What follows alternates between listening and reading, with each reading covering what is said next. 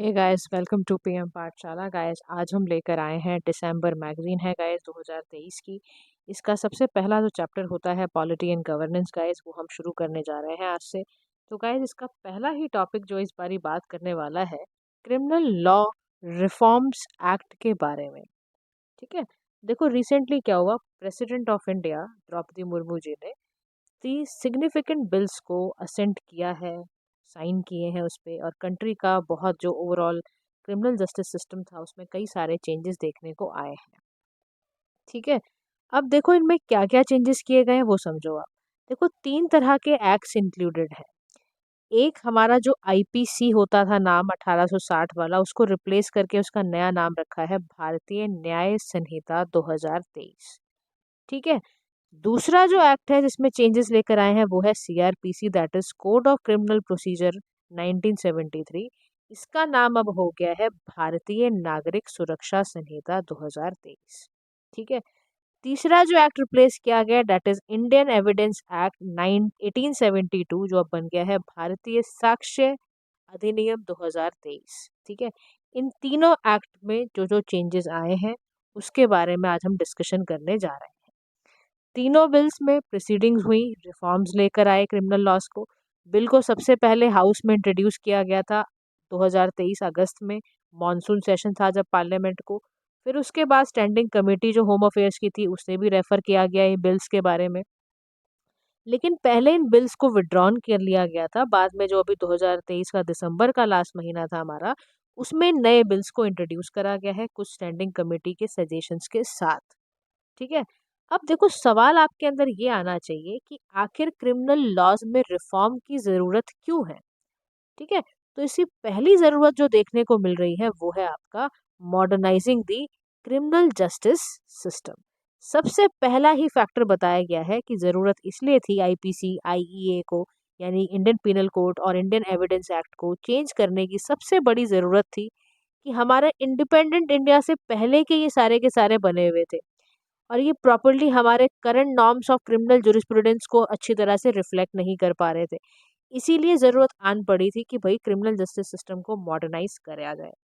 और फिर हम अपने सामने ही देख रहे हैं, सोसाइटल चेंजेस इतने ज़्यादा इवॉल्व हो रहे हैं, हमारा क्रिमिनल जस्टिस सिस्टम अडेप्टेबल उस तरीके से होना चाहता है। यानी एग्जाम्पल के तौर पर देखो आप, हमारी मॉडर्न टेक्नोलॉजीज का इंटीग्रेट होना, हमारा जो एविडेंस कलेक्ट करने के, गैदर करने के, स्टोर करने के तरीके बदलते जा रहे हैं क्योंकि हमारे पास टेक्नोलॉजी है आजकल। अब अगर इतने सारे चेंजेस हैं तो क्यों ना लॉज के अंदर भी चेंज लेकर आया जाए, क्योंकि इससे रिलेटेड फिर कई सारे चेंजेस होंगे।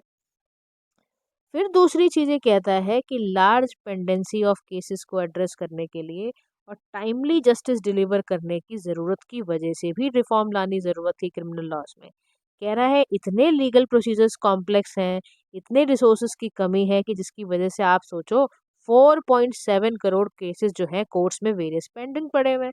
दूसरा, अंडर ट्रायल्स में इतने सारे लोग जेल में गए हुए हैं जिनका कोई मतलब ही नहीं बनता। फिर तीसरी चीज है कि कन्विक्शन रेट इंक्रीज कराना है, कि भैया जो क्रिमिनल जस्टिस सिस्टम है पूरा आपका, इसमें ना फॉरेंसिक इन्वेस्टिगेशन पूरी तरह से इनएडिक्वेट होती थी, पॉलिसिंग इतनी डेफिशिएंसी के उसमें बहुत ज़्यादा इसमें कमी थी। दूसरा, ऐसा देखा जाता था कि पावरफुल इंडिविजुअल्स का बहुत ज़्यादा लॉ इन्फोर्समेंट में इन्फ्लुएंस हो रहा था, जिसकी वजह से होता क्या था कि कन्विक्शन रेट ही बहुत कम हो जाता था। समझ रहे हो आप मेरी बात को, कि कन्वर्ट ही इतनी उससे नहीं हो पा रहा, क्योंकि आप सोचो ना, जब इतनी ज़्यादा फॉरेंसिक इन्वेस्टिगेशन में ही इतनी कमी होगी तो कैसे काम चलेगा। तो इतनी वजह से ऐसा ऐसा देखने को मिलता था। समझ रहे हो आप मेरी बात को। अब देखो, कन्विक्शन रेट का एक सीधा सा मतलब है कि ये बेसिकली रिफ्लेक्ट करता है कि आपके लीगल प्रोसेसेस का जो एस्पेक्ट है, सिस्टम आपका कितने उससे जुरिस्डिक्शन से काम कर रहा है। समझ रहे हो आप।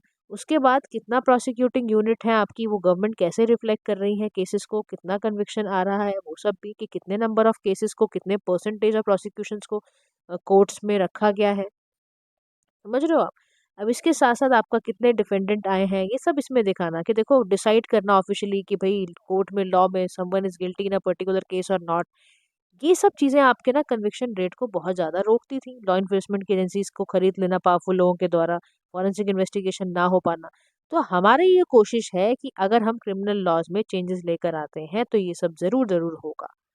और देखो हमें फिर अल्टीमेटली बहुत समय से हमारी जो हाई लेवल कमिटीज इनकॉर्पोरेट हुई थी और वो बड़े समय से हमें रिकमेंडेशन दे रही थी, चाहे वो आपका लॉ कमीशन रहा हो, चाहे वो मलिमत कमीशन रही, मलिमत कमेटी 2003 की रही हो, चाहे जस्टिस वर्मा कमेटी रही हो।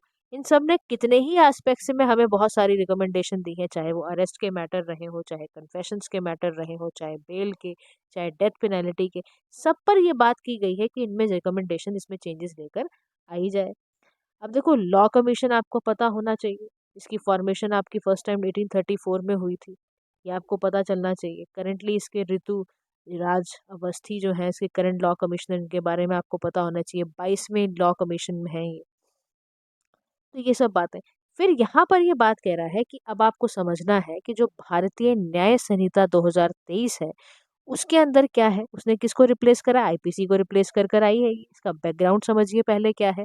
देखो प्रायरली क्या होता था कि आईपीसी होता था 1860 का, जिसमें आपको पता है इंडियन क्रिमिनल लॉ को पूरा का पूरा, उसमें पार्लियामेंट्री चार्टर था, एक्ट था, ईस्ट इंडिया कंपनी के रेगुलेशन थे, हिंदू लॉ था इसके अंदर, मुस्लिम लॉ था, कस्टमरी लॉज थे। ये सारे लॉज के साथ इसको 1860 के जो प्रायर आईपीसी था उसको इस तरह से बनाया गया था।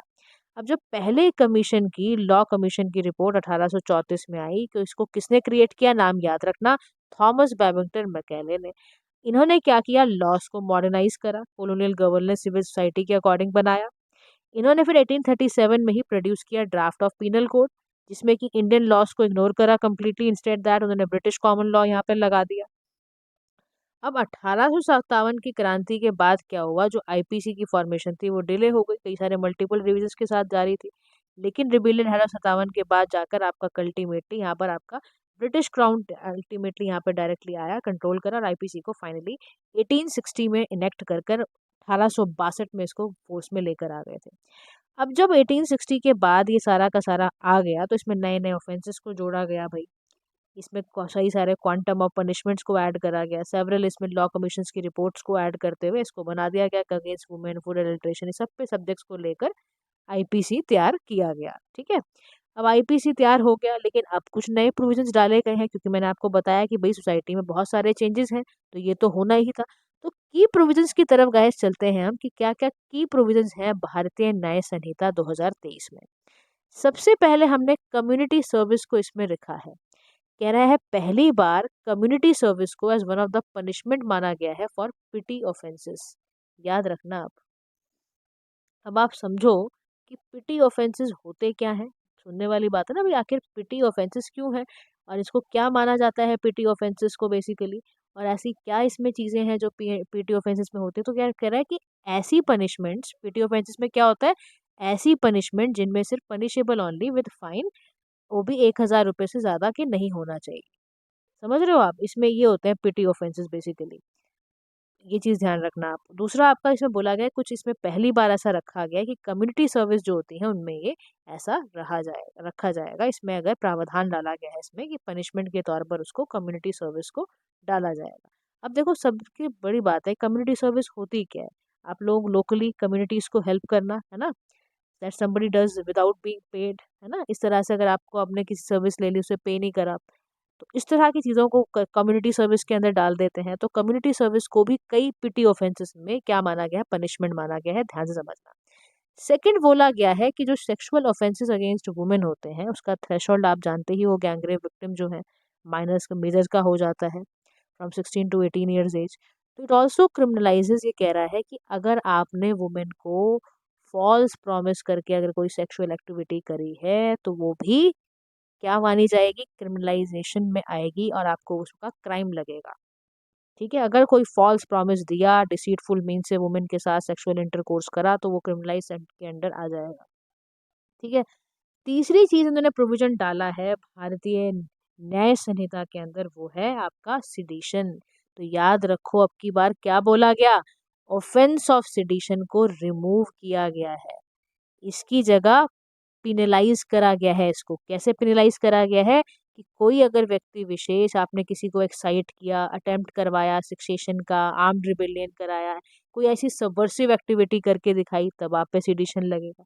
या आपने कोई सेपरेटिस्ट एक्टिविटी करके दिखाई, ठीक है, कोई आपने सेपरेशन की लोगों के अंदर फीलिंग भरी, तो आप माने जाओगे। आपने देश की integrity, unity, sovereignty, absolute freedom पर अगर कोई असर डाला, इंडेंजर करने की कोशिश करी, तो इन सभी केसेस में आपको सिडिशन लग जाएगा। और इन सभी केसेस में चाहे आपने वर्ड्स का, साइन का, इलेक्ट्रॉनिक कम्युनिकेशन का, फाइनेंशियल मीन्स कोई भी इस्तेमाल करा हो, आप पे पेनल्टी लग जाएगी। अच्छा, पहले ऐसा नहीं होता था। पहले क्या था, सेडिशन को इंट्रोड्यूस किया गया था सेक्शन 124A आईपीसी 1870 में। Large number of freedom fighters को सेडिशन के चार्ज में जेल जाना पड़ा, चाहे वो बाल गंगाधर तिलक रहे हो, चाहे महात्मा गांधी रहे हो, चाहे जेल नेहरू रहे। ठीक है। चौथी चीज जिसमें बोला जा रहा है कि इस पूरी प्रोविजन के अंदर टेररिज्म को डिफाइन करा गया है। अभी तक हमने देखो, मैंने लास्ट में आपको वीडियोस में दिखाया था ना हमने, कि जब अभी एक पंजाबी सिंगर वाला है वहाँ पर, एक जो पकड़ा गया है वहाँ का जो एक कन्विक्ट, तो उसको लिए हमने बताया कि भाई टेररिस्ट था ये। अब उस वक्त हमने बात की थी कि टेररिज्म की कोई डेफिनेशन नहीं थी, तो जो आपको जान के खुशी होगी, भारतीय न्याय संहिता 2023 के बिल में जो ये एक्ट बना है, इसके प्रोविजन में डिफाइन किया गया है टेररिज्म को। क्या बोला गया है, ऐसा एक्ट या ऐसी इंटेंशन जिससे आप कंट्री की unity, integrity, security, economic security country की थ्रेटन करें, धमकाएं, लोगों को धमकाएं, लोगों के अंदर एक टेरर पैदा करें, और any section of people in India और even in any foreign country, आप पे टेररिज्म का चार्ज लग जाएगा। ये प्रोविजन भी भारतीय न्याय संहिता 2023 में डाला गया है। अब देखो उसके बाद क्या है, उसके बाद है ऑर्गेनाइज्ड क्राइम, जिसमें आप जानते हो, आप पे सवाल मेंस में आ चुका है। ऑर्गेनाइज्ड क्राइम का सीधा सा मतलब है कॉन्टिन्यूसली अनलॉफुल एक्टिविटी करना। कैसे, किडनैपिंग करना, एक्सटॉर्शन करना, ठीक है ना, कॉन्ट्रैक्ट किलिंग कराना, लैंड ग्रैब कर लेना, साइबर क्राइम कर लेना, लोगों को मिला के या इंडिविजुअली ही या किसी के बिहाफ पर चलाना, इन सभी केसेस पर आप ऑर्गेनाइज्ड क्राइम का हिस्सा माना जाओगे। ये भी एक प्रोविजन एक बिल के अंदर आया। फिर लास्ट प्रोविजन में कह रहा है मर्डर या किसी सर्टेन ग्राउंड पर आपने किसी को हर्ट किया है बहुत ग्रीवियस तरीके से, तो ग्रुप ऑफ 5 और मोर पर्सन अगर कोई कमिट मर्डर कराते हैं या कोई ग्रीवियस एक्ट करते हैं किसी रेस के ग्राउंड पे, कास्ट के, sex, place of birth, language, personal belief या किसी भी इस तरह के ग्राउंड पे, तो पनिशमेंट साथ तैयार है आपके। डेथ ऑफ लाइफ इम्प्रिजनमेंट हो जाती है अगर आपने मर्डर किया है फाइन के साथ साथ, और इम्प्रिजनमेंट मिलेगी 7 साल की अगर आपने कोई बहुत ग्रीवियस किसी को बहुत गंदे तरह से हर्ट करा है तो। ठीक है। अब जो न्यू लॉ सारा का सारा जो ड्राफ्ट करा गया है वो डेमोक्रेटिकली इलेक्टेड गवर्नमेंट के थ्रू इस तरह से सब कुछ किया गया है। इसमें कई सारे चेंजेस मैंने आपको पढ़ाए। अच्छा, दूसरा जो हम पढ़ने जा रहे हैं वो पढ़ने जा रहे हैं भारतीय नागरिक सुरक्षा संहिता 2023 के बारे में हम जानेंगे। देखो, इसको इसने किसको रिप्लेस करा है, सीआरपीसी। सीआरपीसी बोले तो code of criminal procedure act. यहाँ पर ये पूरा का पूरा प्रोसीजर बताएगा आपको, अरेस्ट किस बेसिस पर होगा, प्रोसिक्यूशन कैसे बेसिस पर है, बेल किस बेसिस पर है, सब कुछ कह रहा। देखो 2022 की प्रिजन स्टैटिस्टिक्स इन इंडिया की रिपोर्ट में लिखा गया था, total number of under trial जो चल रहे हैं वो 4.34 लाख है। 75.8% जो टोटल प्रिजनर्स हैं वो आपके यहाँ रह रहे हैं सिंस 2021। तो more than 11,000 under trial prisoners अभी उनको कन्फाइंड, वो 5 साल से भी ज़्यादा से समय से रह रहे हैं। तो भाई कैसा सिस्टम है ये आपका। तो अब ये कह रहा है, देखो सीआरपीसी सबसे पहले 1861 में आया ब्रिटिश रूल के अंडर, फिर इसमें कुछ नई चीज़ें डाली गई 1872 में, 1872, 1882 में, कई सारे अंडर ट्रायल, उसमें कई सारे अमेंडमेंट्स आते रहे। फिर सीआरपीसी 1973 आया, लॉ कमीशन की रिपोर्ट थी 41st रिपोर्ट, उसमें कुछ सिग्निफिकेंट चेंजेस के साथ लेकर आया गया, और आज फिलहाल दिसंबर 2023 में भारतीय नागरिक सुरक्षा संहिता के कई प्रोविजंस को चेंज करके लेकर आया गया है। सबसे पहले डिटेंशन ऑफ अंडर ट्रायल समझ लो क्या लिखा है इसके अंदर। इसमें लिखा है कि फर्स्ट टाइम ऑफेंडर जिसने कि 1/3 ऑफ मैक्सिमम पीरियड इम्प्रिजनमेंट का कंप्लीट करा हो, specified for such offences shall be released on bond. ऐसा शख्स जिसने पहले टाइम जो ऑफेंडर रहा हो, पहली बात, ठीक है, जिसने कि 1/3 मैक्सिमम पीरियड इम्प्रिजनमेंट में काट लिया हो जेल में, उसको रिलीज करना है बॉन्ड बेसिस पर, ठीक है, कुछ बॉन्ड लगा के।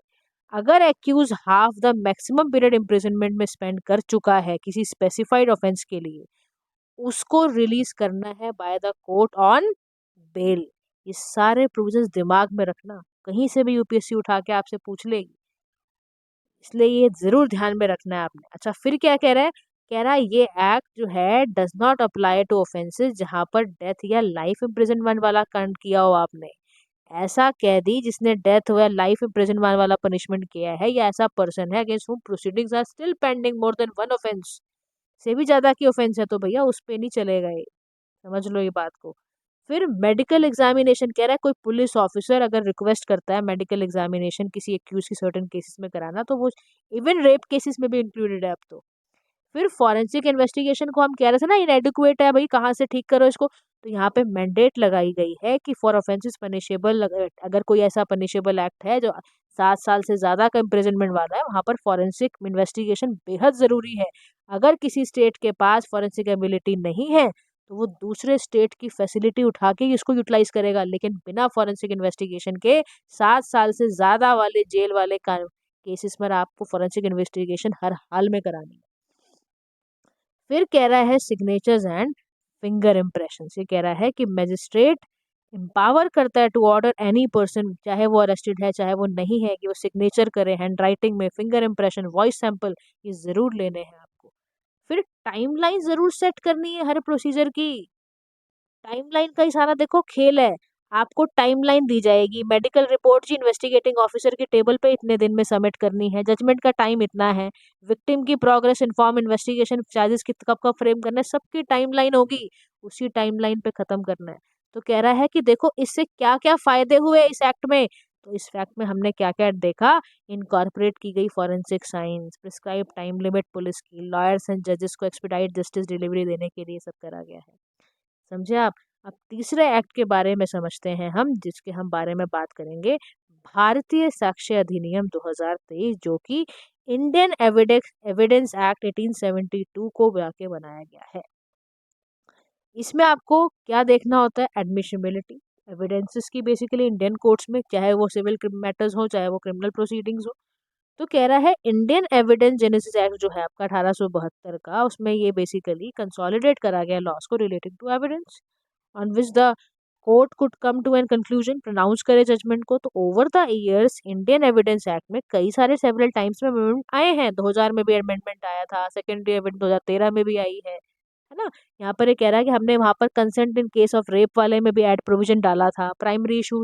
लेकिन कह रहा है देखो ये भी बहुत जरूरी है समझना कि इंडियन एविडेंस एक्ट में ना बहुत सारी ऐसी चीजें थी, जैसे टेक्नोलॉजिकल एडवांसमेंट के साथ जो जो चीजें चेंजेस में आई हैं वो इस एक्ट के तहत अभी तक नहीं डाली गई थी। इसीलिए भारतीय साक्ष्य अधिनियम 2023 के तहत कुछ चीजों को चेंज में लेकर आया गया है। तो सबसे पहला चेंज है एडमिसिबिलिटी ऑफ इलेक्ट्रॉनिक और डिजिटल रिकॉर्ड एज एविडेंस। कह रहा है साफ तौर पे बोला गया है कि इलेक्ट्रॉनिक और डिजिटल रिकॉर्ड को अब एविडेंस के रूप में माना जाएगा, कि इलेक्ट्रॉनिक और digital record same legal effect रखते हैं, जैसे पेपर रिकॉर्ड होता था ना, वैसे ही अब इलेक्ट्रॉनिक और डिजिटल रिकॉर्ड को भी माना जाएगा। इससे क्या हुआ, इलेक्ट्रॉनिक रिकॉर्ड्स की एक्सपेंशन हुई, उसमें जो इन्फॉर्मेशन स्टोर की जा रही है सेमीकंडक्टर मेमोरी में या किसी भी स्मार्टफोन लैपटॉप वगैरह में जहाँ लॉक्स वगैरह आपकी रखी हुई है, उसकी भी वैल्यू हो गई है। फिर दूसरी चीज डॉक्यूमेंट्री एविडेंस, यानी कि that electronic records will be considered as documents apart from writings, maps and caricatures. ठीक है, डॉक्यूमेंट्स भी उसके अंदर डाले गए हैं, इलेक्ट्रॉनिक रिकॉर्ड्स की तरह ही काम करेगा। डॉक्यूमेंट में चाहे राइटिंग में है या कैरिकेचर्स में है, वो भी एक एविडेंस के फॉर्म में होंगे।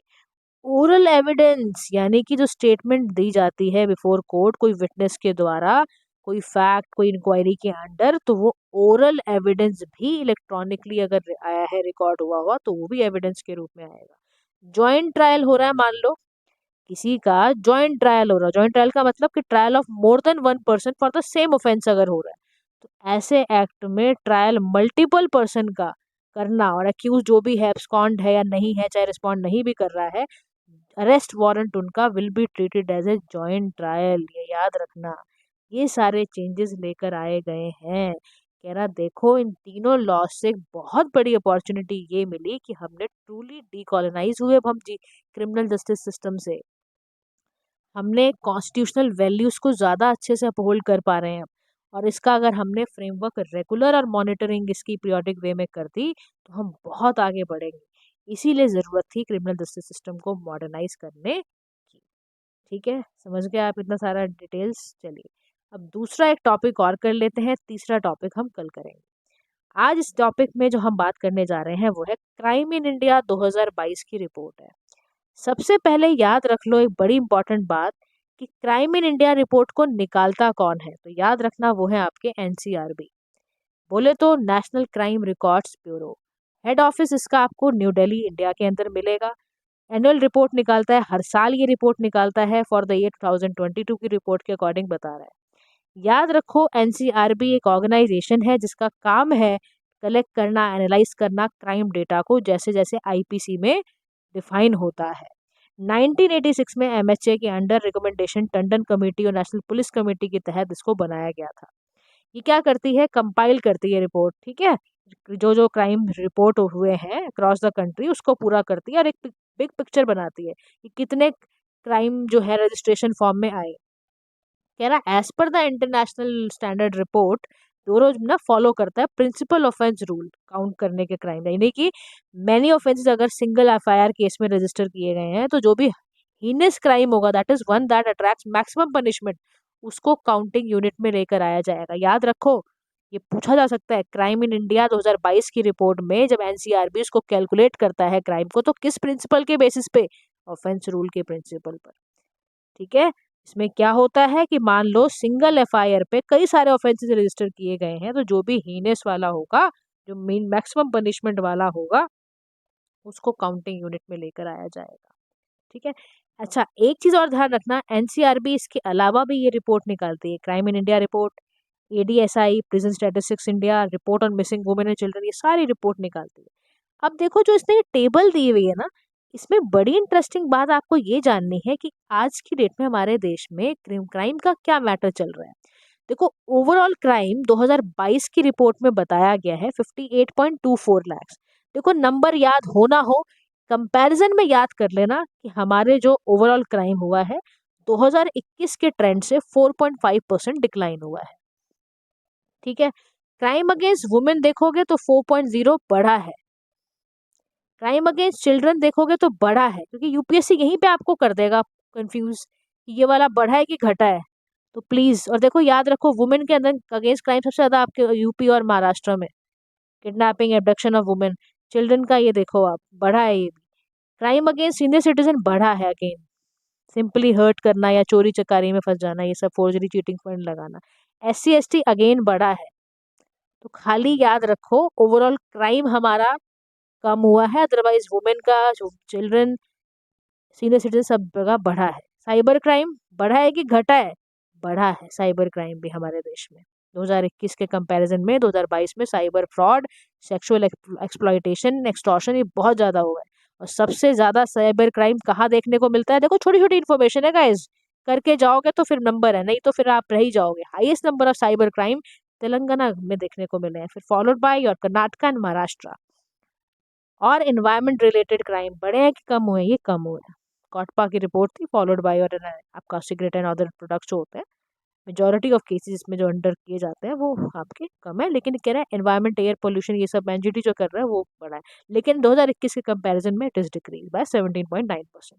ऑफेंस अगेंस्ट स्टेट्स ये बढ़े हैं, चाहे वो प्रॉपर्टी डैमेज के हो या ये सब हो, उससे रिलेटेड। ठीक है, chief election commissioner, other election commissioner के बारे में गाइस कल पढ़ेंगे, आज इतना ही रिवाइज कर लो, तीनों एक्ट्स को बहुत अच्छे से रिवाइज कर लेना, कहाँ कहाँ हमारे क्राइम्स बढ़े हैं, डिक्रीज हुए हैं, उसको जरूर दिमाग में रखना। ठीक है, thank you so much for listening, do like, share and subscribe to PM Pathshala. Thank you so much, have a nice day to all.